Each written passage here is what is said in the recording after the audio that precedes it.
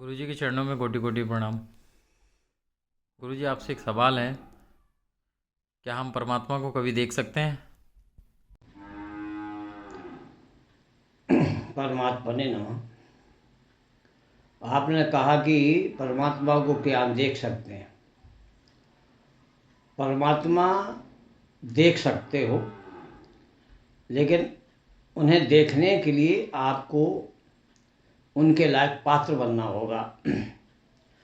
देखो, इनका एक क्रम है कि जो स्थूल है वो दिखता है, जो स्थूल से सूक्ष्म होता है वो दिखता नहीं है। हवा अनुभव होता है, दिखती नहीं है। स्थूल शरीर से आपका मन, स्थूल से मन सूक्ष्म है, मन से सूक्ष्म ईश्वर है, ईश्वर से सूक्ष्म देवता है, देवताओं से सूक्ष्म आत्मा है, आत्मा से सूक्ष्म परमात्मा है। कैसे देख पाओगे? ये देखने के लिए चीज नहीं है। आपने सुना होगा कि हम सूक्ष्म को नहीं देख सकते, विराट रूप देख सकते हैं यदि वो सूक्ष्म से बड़ा हो जाए। जो जितना सूक्ष्म होगा उतना ही वो विराट हो सकता है। जब कृष्ण विराट हुए तो अर्जुन नहीं देख पाए, दिव्य दृष्टि दी, विशेष आंख दी, तब विराट रूप को देख पाया। तो न तो हम सूक्ष्म रूप से भगवान को, परमात्मा को देख सकते हैं, और न विराट रूप में परमात्मा को देख सकते हैं। रही बात स्थूल शरीर में, हम 5 इंद्रियों में बंधे हुए हैं, पंचकोश में बंधे हुए हैं। अन्नमय, प्राणमय, वायुमय, ज्ञानमय, आनंदमय, ये कोश हैं, इनसे हम बंधे हुए हैं। इनसे जब हम पार जाएं तो परमात्मा की अनुभूति कर सकते हैं।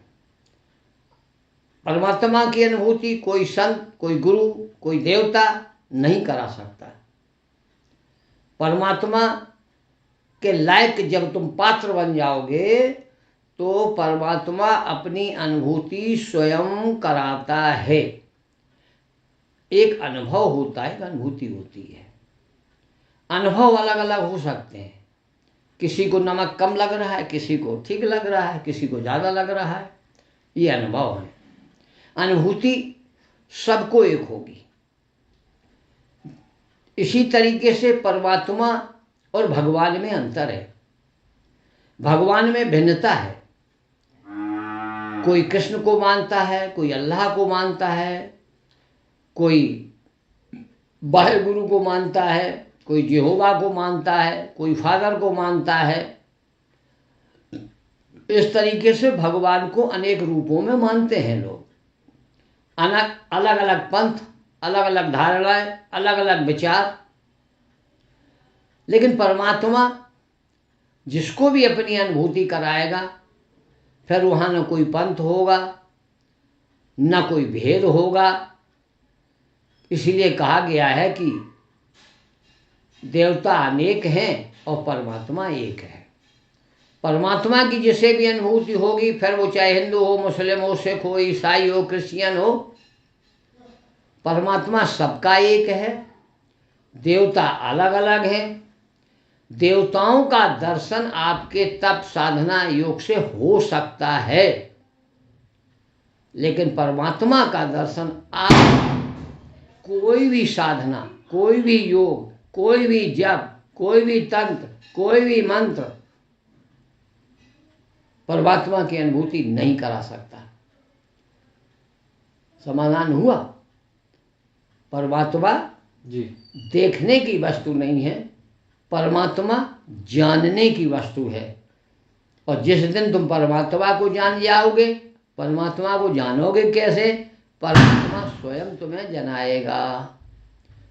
जो जान जाएगा वो फिर बताने नहीं आएगा कि मैंने जान लिया। क्यों? वो बता ही नहीं सकता। परमात्मा की अनुभूति कैसी हुई, वो जिसको होती है वही जानता है। तुम उससे पूछोगे भाई हमें भी बताओ, नहीं बता पाएगा। समझे? तो परमात्मा अनुभूति का विषय है, देखने का नहीं।